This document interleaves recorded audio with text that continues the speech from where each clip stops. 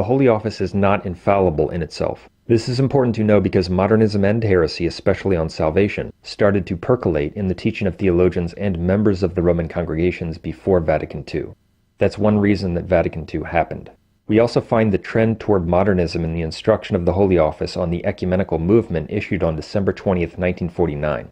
That instruction declared it permissible for Catholics and non-Catholics to pray the Our Father together at meetings and conferences. That's another example of how the Holy Office is not the same thing as the magisterium. The official teaching of the magisterium is free from all error. Acts of the Holy Office and Roman congregations are not. We bring these facts out because many so-called traditionalists have constructed a pseudo-magisterium that consists of selective statements from fallible theologians and other non-magisterial sources.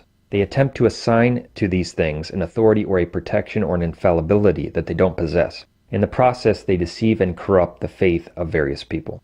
These points are extremely relevant to the case of Father Leonard Feeney, for many people falsely claim that the Church condemned Father Feeney's teaching in 1949. They are so wrong. They are referring to the alleged Holy Office letter dated August 8, 1949 called Suprema Haec Sacra. But what they don't tell you or don't emphasize is that this alleged Holy Office letter, which is filled with modernism and error, was approved in common form by Pius XII, not in specific or solemn form. It was also not signed by Pius XII. As a common form Holy Office letter, it's not infallible, and it can be rejected if it contradicts something of greater weight, which it definitely does.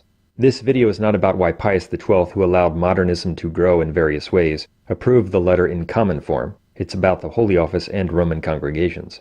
Even someone like Monsignor Joseph Clifford Fenton admitted that Suprema Haec Sacra was not infallible. Furthermore, the alleged Holy Office letter, Suprema Haec Sacra, dated August 8, 1949, wasn't even promulgated in the normal fashion. It was never published in the Acts of the Apostolic See. Thus, it's true to say that it was never officially published. Instead of the Acts of the Apostolic See, it was published in the Pilot, the news organ for the Archdiocese of Boston. Indeed, when it was initially published in the Pilot in 1949, it wasn't even published in full. It was only published in full in the Pilot 3 years later in 1952.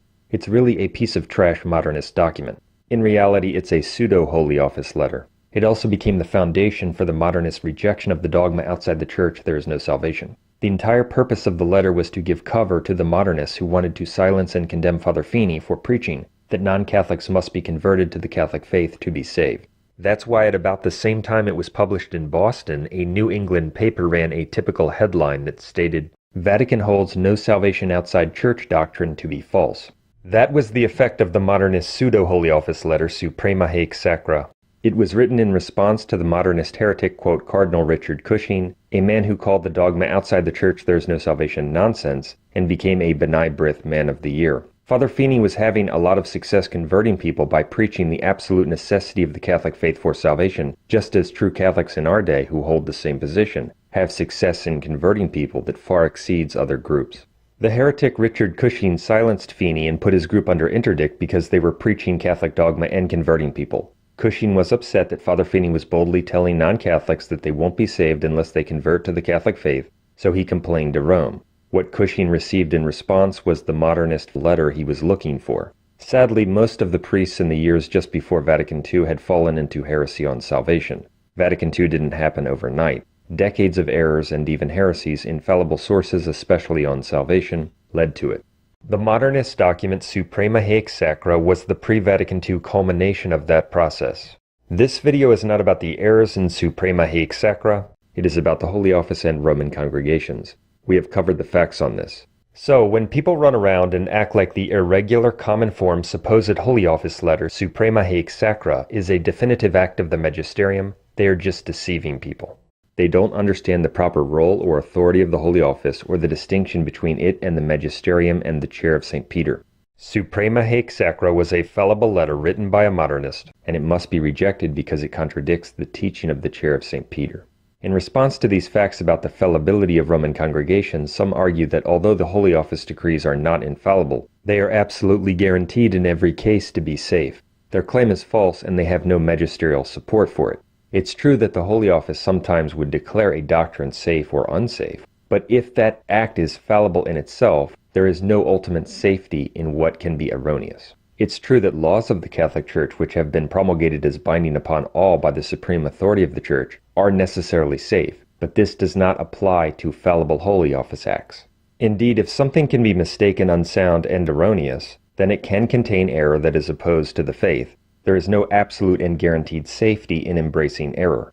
On this matter, we recently had a brief exchange with a Sedevacanist priest who was ordained by Donald Sanborn. The priest's name is Damien. We asked him if he agrees with Donald Sanborn that souls can be saved in false religions. He refused to answer the question.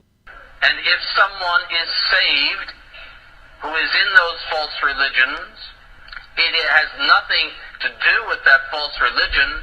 It has to do with the grace of God and their ignorance.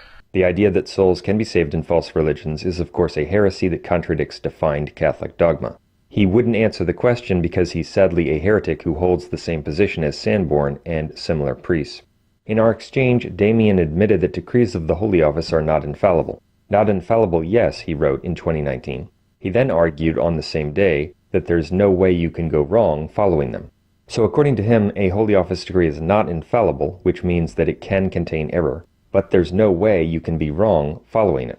Of course, that is self-refuting nonsense. Such contradictory claims emanate from people who attempt to defend a false position and labor under a false understanding of church teaching. What they are confusing is safety with a diminution of culpability. Someone who follows the error contained in a fallible act of a Roman congregation or some other approved work, sincerely believing that its Catholic teaching isn't absolutely safe, but he or she could very well have diminished or eliminated culpability until it's clear to that person, from some fact or a teaching of greater weight, that what he or she thought was the correct position is not. Those are the true principles about the Holy Office and Roman congregations.